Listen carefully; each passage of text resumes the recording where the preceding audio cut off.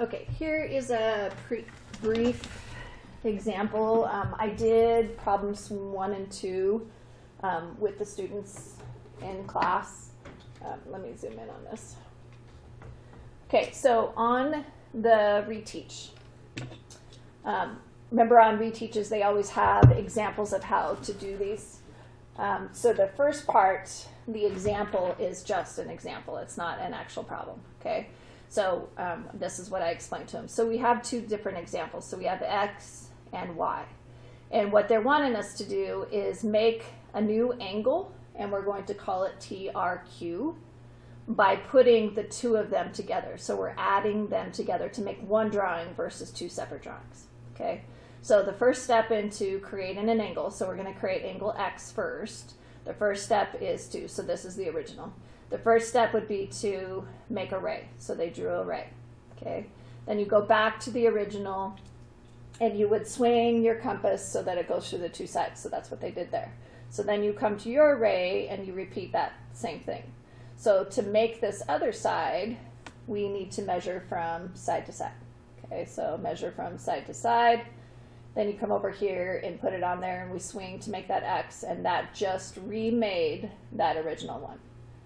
Okay, so I need to add on, because we're putting the drawings together, the other angle, angle Y. So to do that, your first step to make an angle is to have a ray. Well, you already have 2 rays to choose from. So you either choose this ray or you choose this ray. So the one that we did in class and the one that they have an example of is they chose this side. So they chose the ray right here. So not even looking at that, okay, we're adding it onto it. There's your first ray. So then they go to Y and they swung so that they make an arc so it goes through the 2 sides, okay? So then you go to your ray and you swing so it makes the arc. And then you would measure from side to side. So measure from side to side, come to your ray, and then swing so it makes that arc that goes through right there, okay? And then connect. So this was angle X. And this was angle Y. So by adding those 2 together, I made a new angle, okay? So that's this big angle, which they told us to call it TRQ.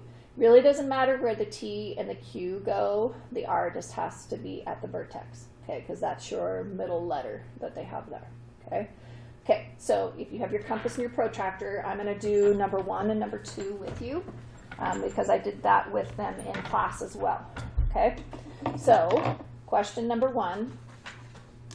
Okay, and you can do this on a separate piece of blank paper. I also told them that they could do it on the back of the packet because it was a blank one. Okay, so I'm actually going to use that one.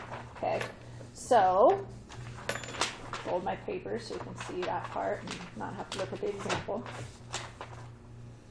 Okay, so we are doing what we just did in the example that was up above, and we're going to call it CAB. And they want the measure of CAB to be angle 1 plus angle 2. Okay, so we're going to do number 1. Okay, so the first one is to create angle 1. So I need to recreate angle 1. So our first step into recreating that angle is to draw a ray. So you draw a ray. Okay, so I need to go to the one that I'm copying, which is angle 1, and I need to swing so that the arc goes through the 2 sides. Okay, and you just choose whatever opening you want. Okay, so I'm swinging so that the arc goes through the 2 sides. Okay, now notice where my point is at. It's at the end point. Okay, so I'm going to go to my ray, okay, and I'm going to put my point at the end point, and I'm going to swing to overemphasize this arc because I don't know where the other side is at yet. Okay, so it's just better just to make it bigger than it has to be. Okay, so to make the other side, I need to know where that arc crosses the other side. So I go back to my original and I measure from side to side. Okay, so where the arc goes through, I'm going to measure from side to side. Okay, now notice where my point is at. It's not at the end point, it's where the arc crosses the ray. Okay, so when I take it to my drawing, my pencil just moved. When I take it to my drawing, I need to make sure that my point is where the arc crosses the ray. So I'm going to put my point where the arc crosses the ray, and then I just swing across the arc that was already there. Okay, so now that X, where the 2 arcs cross, I'm going to connect it to the vertex. Okay, to draw the other side.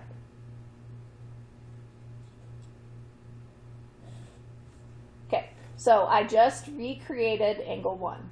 So now I need to add on angle 2. So the first step is to make sure you have a ray. Well, we have 2 rays to choose from. So you could either choose to use that ray, or if you want to, you can use this ray and you would just add it down below it. So it doesn't matter, either one. I have both of the answers for you, okay? So in class, we chose to use that one. Okay, so the first step is to draw a ray. So we already have that.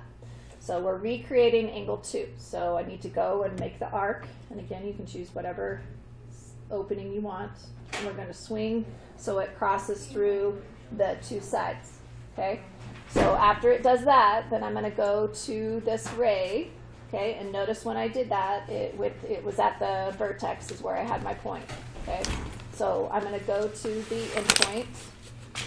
Okay, and I'm going to swing so that the arc is overemphasized. Okay, so to make the other side, I need to measure from side to side where the arc goes through. Okay, so from side to side, where the arc goes through. Okay, so then from there, notice where my point is at. So the point needs to go to where the arc and the ray cross. Okay, so I'm going to go where the arc and the ray cross. So I go to right there. Okay, and then I swing to cross that arc that I just made. So we just made an X just like our last one did. Okay, so taking the straight edge and connecting from the vertex to where that X is at. Okay, so this was angle 1, this was angle 2. So I added the 2 of them together to make a new angle.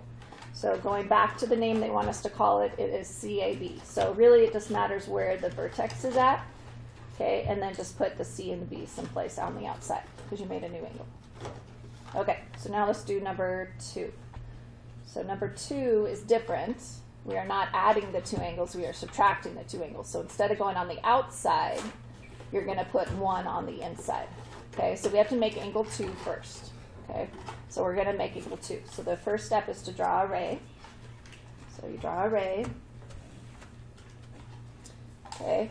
If you go to your angle 2, you can either draw a new arc or use the same one. So I'm just going to use the same one. So I'm going to make sure that my compass opening is to the same measurement that it was at before. Okay. Notice where my point is at. It's at the end point of the ray.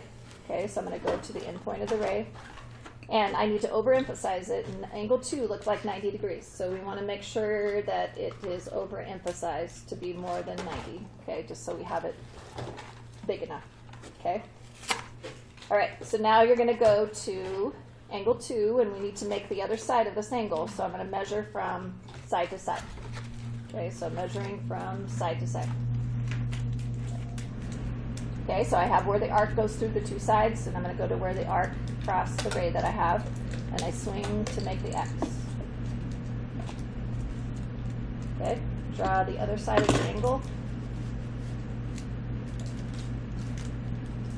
Okay, so we just recreated angle 2. But this time, instead of adding onto it, it's subtracting. So I'm not going to add it onto the outside. I'm going to put it on the inside. Okay, so again, you can choose this ray or this ray. We chose this ray just because it's how we always draw our rays.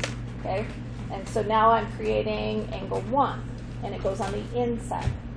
So we already have our ray. Okay, so I'm going to go back to my angle 1. I'm going to go ahead and use the same arc that I had before, so I've got the same measurement. Okay, I'm going to my ray, and I'm going to make a new arc, and I don't have to make it as big because it's less than 90. Okay, and then measure from side to side.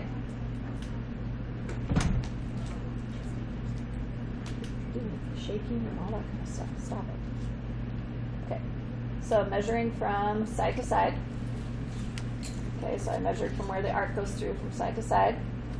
Okay, so then I'm going to go to where the arc goes through the side. Okay, and I swing to cross to middle. Okay, so now I connect to draw the other side of my angle. Okay, and this is angle 1. So what they're looking for is we have angle 2, which is a big one, and then we subtracted angle 1, so we're labeling what is left as the new angle. Okay, and they want you to call it QRS. So this is Q, this is R, and this would be S. So if you put the angle 1 on this side and use this as the ray, then this would be your QRS, okay? But we didn't, we used the other one. Okay, so I just walked through with the rest of the class what you do with the rest of them. So on number 3, the way that this reads is you're creating 2 number 1s. So you'll create a number 1 and then add another 1 on to the outside. So it's a lot like number 1, but instead of having a 1 and a 2, you're going to have a 1 and a 1. Okay, so you'll follow the same steps as what you did here. Okay, then number 4 is just like number 1, except instead of you adding 1 and 2, you have 2 new angles. You're going to add 3 and 4. Okay, and then this one is just like this one. Okay, where you're going to create angle 3 first. So you'll create angle 3 first and put 4 on the inside. Okay, and then this last one, you're only creating angle 3, but you're going to do the angle bisector. Okay, so you'll need to refer back to your notes on how you do angle bisector. So you know where it's supposed to go. Okay, it's going to be splitting it in half, but you're using your compass to do so. Okay, let me know if you still need help.